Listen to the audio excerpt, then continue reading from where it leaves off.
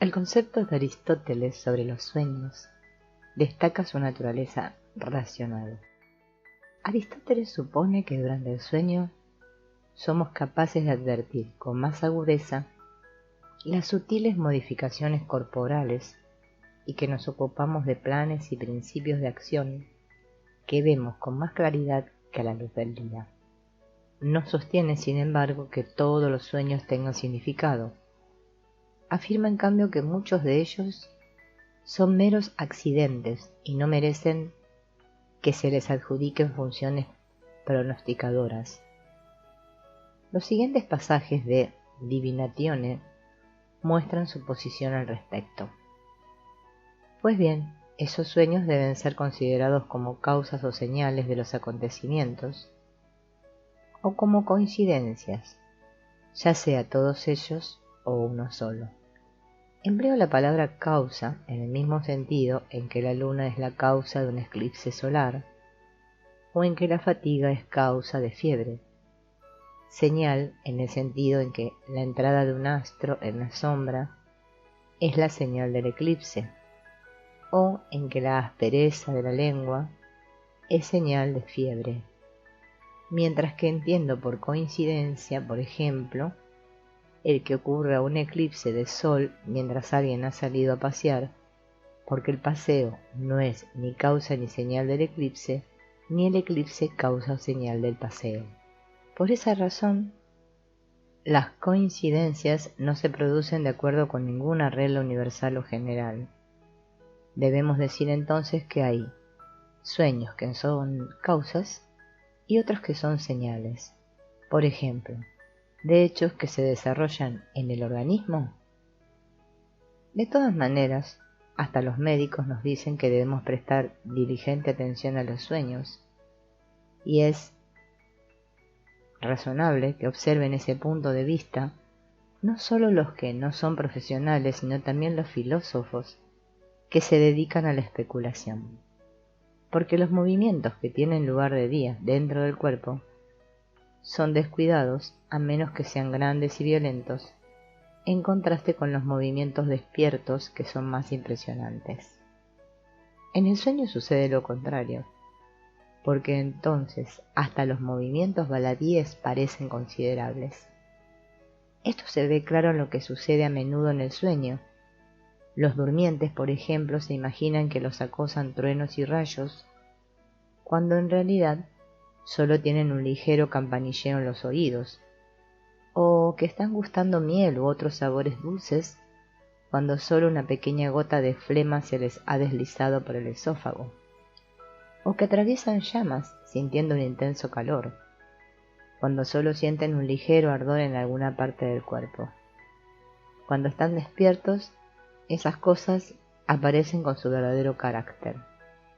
Pero como en el comienzo de todos los acontecimientos es pequeño, es claro que lo mismo ocurre con las enfermedades u otras afecciones que deben producirse en nuestro cuerpo. En conclusión, es evidente que esos comienzos deben ser más patentes durante el sueño que durante la vigilia. No es, por cierto, de ningún modo improbable que algunas de las presentaciones que aparecen en la mente durante el sueño puedan ser incluso causa de las acciones afines a cada uno de ellos. Porque cuando estamos a punto de actuar durante la vigilia, o estamos desarrollando cualquier acción, o ya hemos cumplido con ciertas acciones, nos encontramos a menudo en un sueño preocupados por esas acciones o realizándolas.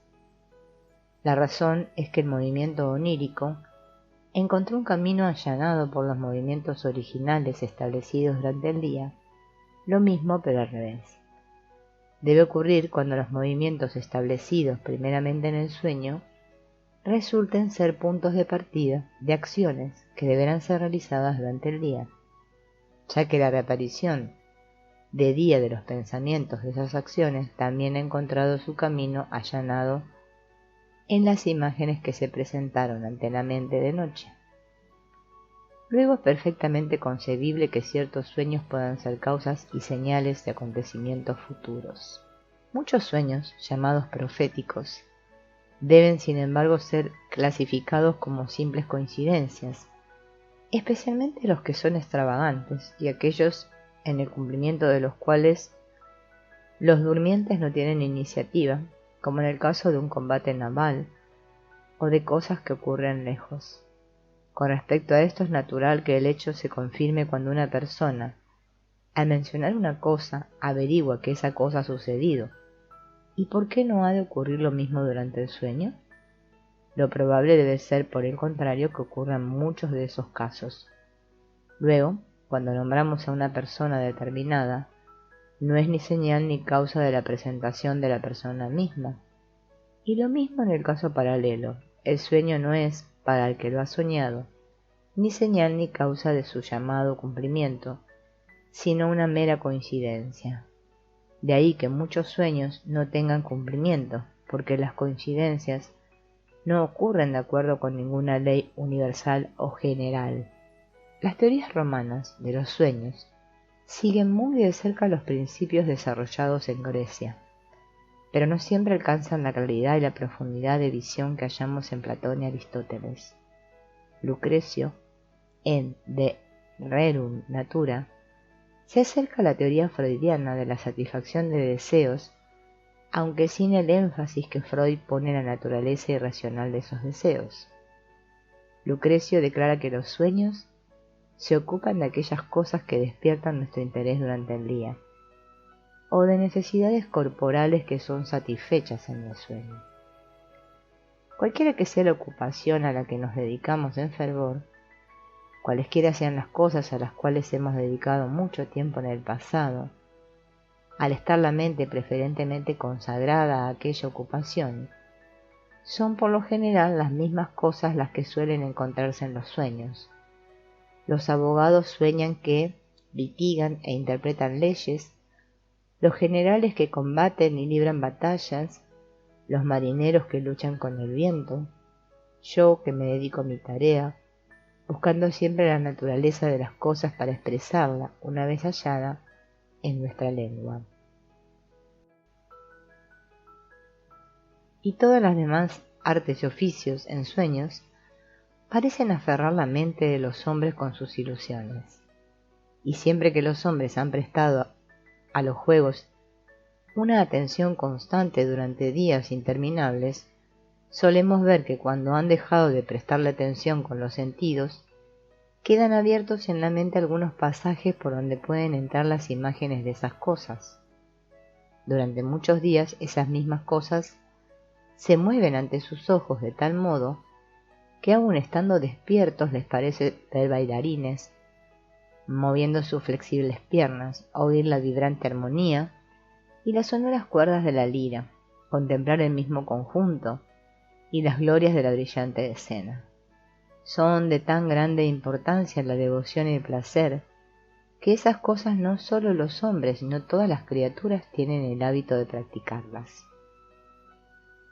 La teoría más sistemática de interpretación onírica es la que formuló Artemidoro en el siglo II en su libro sobre interpretación de los sueños, obra que tuvo gran influencia en las ideas medievales. Según Artemidoro, hay 5 clases de sueños que tienen distintas propiedades. La primera es el sueño, la segunda, la visión, la tercera, el oráculo, la cuarta, la fantasía o la vana imaginación, y la quinta, la aparición. Se llama sueño la que descubre la verdad bajo una figura encubierta, como cuando José interpretó el sueño del faraón de las 7 vacas flacas que devorarían a las 7 vacas gordas, y el de las espigas, etc. La visión es la siguiente: cuando un hombre ve realmente, estando despierto, lo que vio durmiendo, como le sucedió a Vespasiano, cuando vio al cirujano que extrajo el diente a Herón.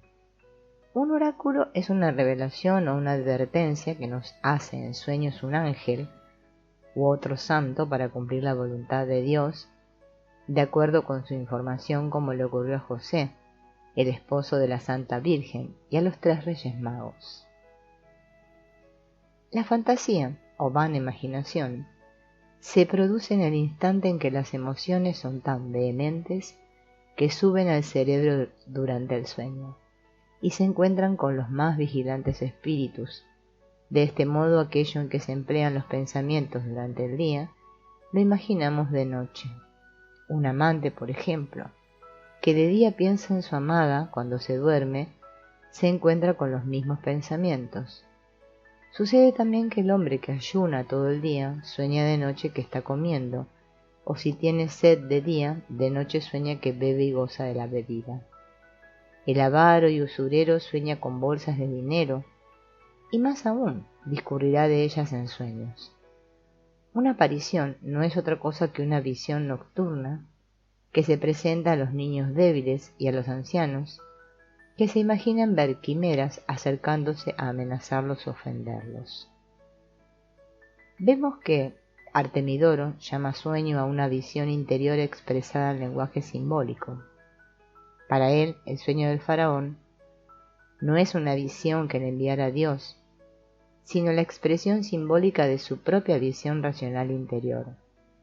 Sostiene que hay sueños en los que un ángel nos revela la voluntad de Dios, pero les da el nombre de oráculos. El sueño, que es la expresión de nuestros deseos irracionales, y al que se aplica la interpretación de Platón y Freud, lo incluye entre las varias clases de sueños, llamándolo fantasía o imaginación vana.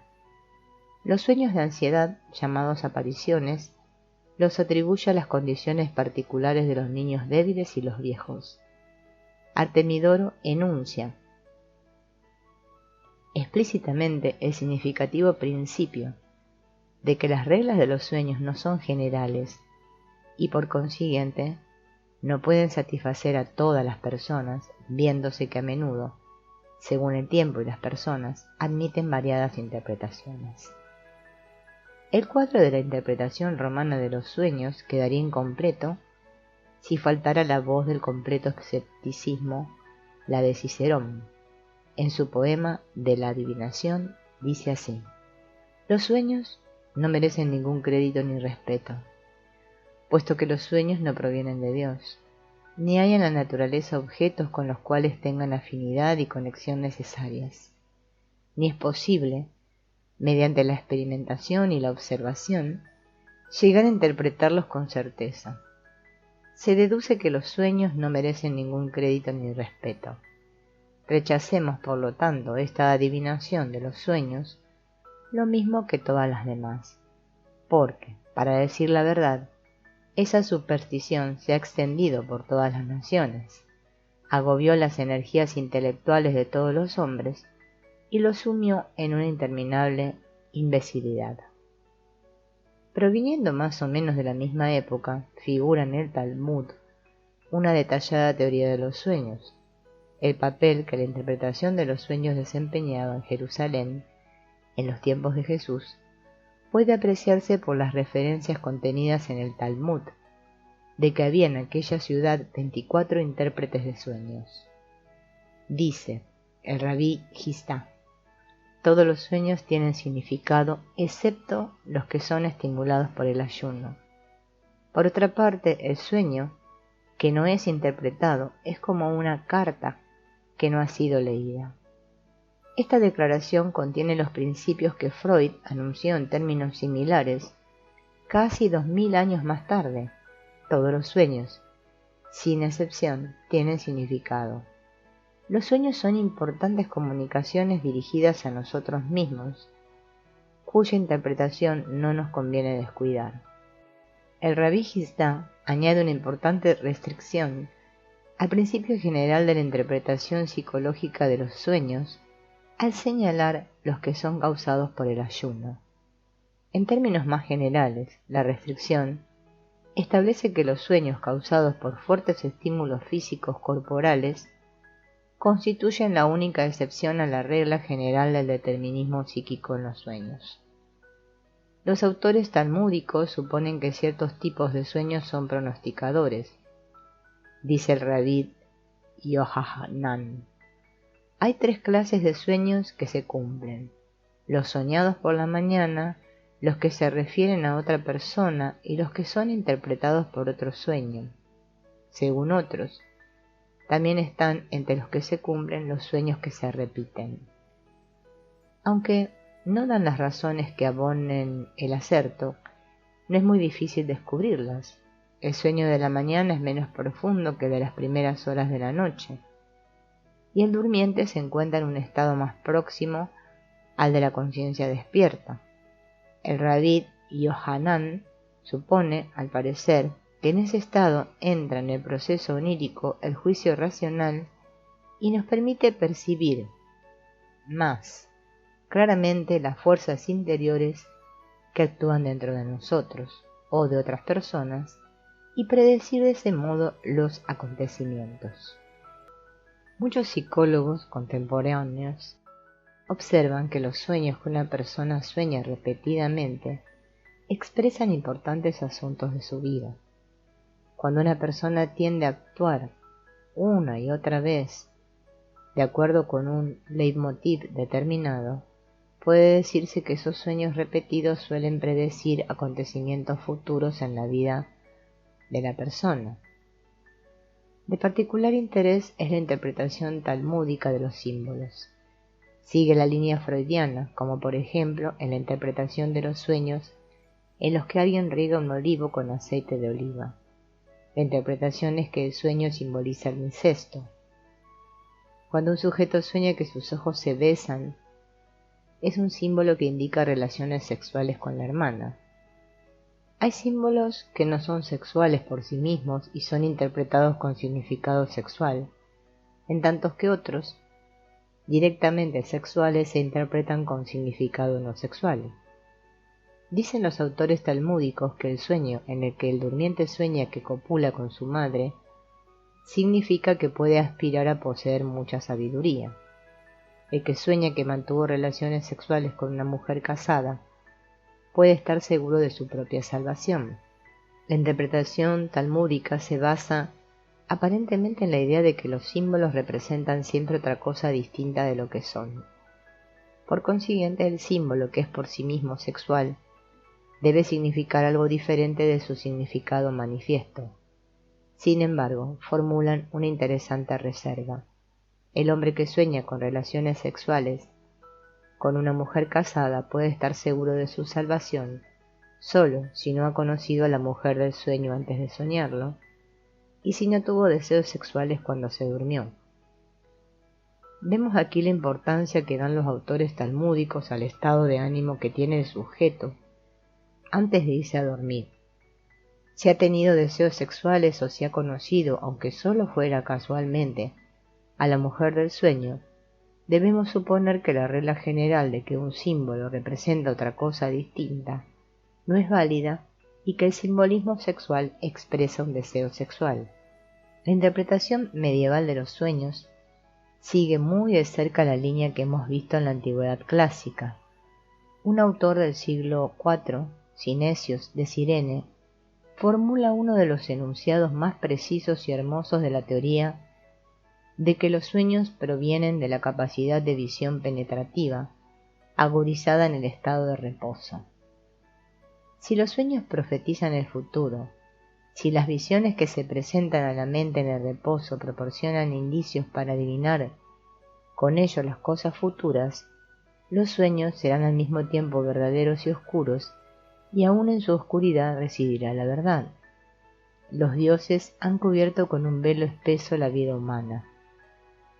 No me sorprende que alguien haya debido a un sueño el descubrimiento de un tesoro, ni que uno se haya echado a dormir siendo un ignorante y de que después de haber mantenido en un sueño una conversación con las musas, se haya despertado convertido en un hábil poeta, lo que a varios ocurrió en mis tiempos y en los que no hay nada de extraño. No hablo de los que han obtenido en sueño la revelación de un peligro que los amenazaba o el conocimiento de un remedio que los curaría. Pero cuando el sueño abre el camino de las inspecciones más perfectas de las cosas verdaderas a las almas que previamente no las habían deseado ni habían pensado en el ascenso al intelecto, y las eleva para hacer que trascienda la naturaleza y se reúnan con la esfera inteligible de la que se habían alejado tanto que ya ni sabían de dónde procedían, esto digo yo, es lo más maravilloso y lo más oscuro. El que juzgue extraordinario que el alma puede ascender de ese modo a las regiones superiores, y no crea que la senda que conduce a esa unión bienaventurada se extiende a través de la imaginación, que escuche los sagrados oráculos cuando hablan de los diferentes caminos que llevan a la esfera más alta. Después de enumerar las distintas subsidias que ayudan a ascender al alma despertando y desarrollando sus poderes, dicen: unos con lecciones son ilustrados, otros por el sueño son inspirados. Los oráculos sibilinos. Vemos que el oráculo establece la siguiente distinción: por una parte la inspiración y por la otra el estudio. La primera dice: es instrucción que recibimos cuando estamos despiertos. La segunda cuando estamos dormidos. Cuando estamos despiertos, el instructor es siempre un hombre, pero cuando estamos dormidos es de Dios de donde nos llega el conocimiento. Gracias a su carácter, la adivinación por los sueños está al alcance de todos, sencilla y sin artificios. Es eminentemente racional, sagrada, porque no hace uso de métodos violentos. Puede ser ejercida en todas partes, prescinde de fuentes, roca y golfo, y de ese modo es lo que es realmente divino. Para practicarla no es necesario que descuidemos ninguna de nuestras ocupaciones, ni que robemos ni un minuto de nuestros asuntos. A nadie se le aconseja abandonar su trabajo e irse a dormir especialmente para soñar. Pero como el cuerpo no puede resistir prolongadas vigilias, el tiempo que la naturaleza ha dispuesto que consagremos al reposo, nos trae con el sueño un complemento más precioso que el mismo sueño. La necesidad natural se convierte en una fuente de gozo y no dormimos simplemente para vivir, sino para aprender a vivir bien. Pero, en la adivinación por los sueños, cada cual es por sí mismo su instrumento apropiado. Hagamos lo que hagamos, no podemos separarnos de nuestro oráculo. Habita con nosotros, nos sigue a todas partes, en nuestros viajes, en la guerra, en la vida pública, en las tareas agrícolas, en las empresas comerciales. Las leyes de las más celosas de las repúblicas no vedan la adivinación. Si lo hicieran, no podrían ser aplicadas, porque no se pueden probar el delito. ¿Qué daño se comete yéndose a dormir? Ningún tirano podría emitir un decreto contra los sueños, y menos aún proscribir el reposo en sus dominios. Incurriría al mismo tiempo en el desatino de ordenar lo imposible y en la impiedad de oponerse a los deseos de la naturaleza y de Dios. Entreguémonos todos entonces a la interpretación de los sueños, todos, hombres y mujeres, jóvenes y viejos, ricos y pobres, ciudadanos y magistrados, habitantes de la ciudad y del campo, artesanos y oradores. No hay privilegiados, ni por el sexo ni por la edad, la fortuna o la profesión. El reposo se ofrece a todos. Es un oráculo que siempre está dispuesto a ser nuestro infalible y silencioso consejero. En esta nueva especie de misterios, cada cual es al mismo tiempo sacerdote e iniciado. Lo mismo que la adivinación nos anuncia las futuras alegrías y mediante la dicha anticipada que nos ocasiona proporciona una duración mayor a nuestros placeres y nos previene las desgracias que nos amenazan para que podamos ponernos en guardia contra ellas. Todo nos llega a través del sueño, las seductoras promesas de la esperanza, tan caras al hombre, y los previsores cálculos del miedo. No hay nada que tenga mayores títulos por sus efectos para nutrirnos de esperanza, ese bien tan grande y tan preciado sin el cual, como dijeran los más ilustres sofistas, no soportaríamos la vida. Similares al concepto de Cinesios son las teorías de los sueños que sustentaron los judíos aristotélicos de los siglos XII y XIII. El más grande de ellos, Maimónides, dice que los sueños, como las profecías, se deben a la acción que ejerce la facultad imaginativa durante el sueño. El que el durmiente pueda separar por sí mismo la parte racional del sueño de su velo simbólico, o que requiere la ayuda de un intérprete de sueños, depende del grado en que esté velada por los símbolos la visión penetrante y de la fuerza de su facultad razonadora. Tomás de Aquino señala 4 clases distintas de sueños.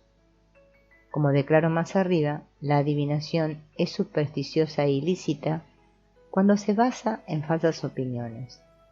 Por eso debemos considerar lo que puede haber de verdadero en la presciencia del futuro mediante los sueños.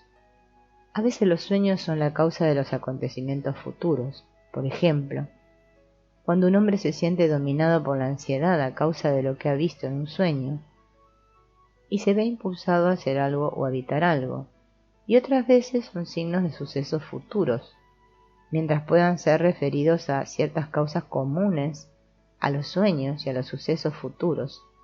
De este modo el futuro es conocido frecuentemente a través de los sueños. Debemos pues considerar cuál es la causa de los sueños y si pueden ser causa de hechos futuros o si pueden conocerlos. De acuerdo con ello es preciso observar que la causa de los sueños está a veces dentro de nosotros y otras veces fuera de nosotros. La causa interna es doble. Una se refiere al alma, en cuanto a que las cosas que han ocupado los pensamientos y los sentimientos del hombre cuando estaba despierto, acuden a su imaginación cuando está durmiendo. Esta clase de causa de los sueños no es causa de futuros acontecimientos, de modo que los sueños de esta clase están relacionados accidentalmente con los hechos futuros y se corresponden por casualidad. Pero a veces la causa interna de los sueños concierne al cuerpo, porque la disposición interna del cuerpo conduce a la formación de un movimiento en la imaginación consecuente con aquella disposición. Un hombre, por ejemplo, que tiene abundantes humores fríos, sueña que se encuentra en el agua o en la nieve. Por eso los médicos dicen que debemos observar los sueños para descubrir las propensiones internas. De igual manera, la causa externa de los sueños es doble, corporal y espiritual. Es corporal en cuanto la imaginación del soñante se halla afectada por el aire circundante o por la impresión de un cuerpo celeste, de modo que ciertas imágenes se le aparecen en concordancia con la disposición de los cuerpos celestes. La causa espiritual a veces puede referirse a Dios, que revela ciertas cosas a los hombres en los sueños por intermedio de los ángeles, según dicen Números 12:6. Si hubiese entre ustedes un profeta de Jehová, le apareceré en visión o le hablaré en sueños. A veces, sin embargo, ciertas imágenes aparecen a las personas en sueños debido a la acción de los demonios, y por este medio a veces revelan ciertas cosas futuras a aquellos que han entrado con ellos en convenios ilícitos. En consecuencia, debemos decir que no hay adivinación ilícita en el empleo de los sueños para lograr la presciencia del futuro, mientras esos sueños sean debidos a revelación divina o a causas naturales internas o externas, y hasta dónde se extienda la eficacia de esas causas. Pero será adivinación ilícita y supersticiosa si fueran causados por revelación de los demonios, con los que se hayan hecho convenios, se hacen explícitos mediante su invocación formulada ex profeso o implícitos mediante la extensión de la adivinación hasta más allá de sus límites posibles.